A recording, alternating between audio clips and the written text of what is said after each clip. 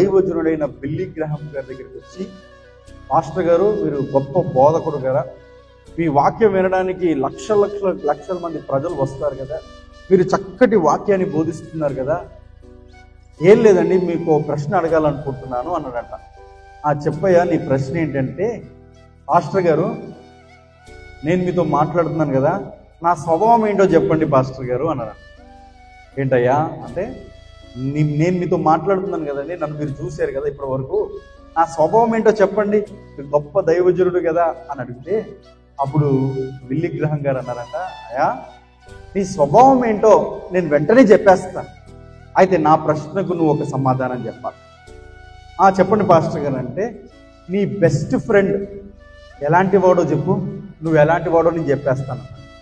నువ్వు ఎవరితో సహవాసం చేస్తావో అతని గురించి చెప్పు, నువ్వు ఎవరితో అయితే ఫ్రెండ్షిప్ చేస్తావో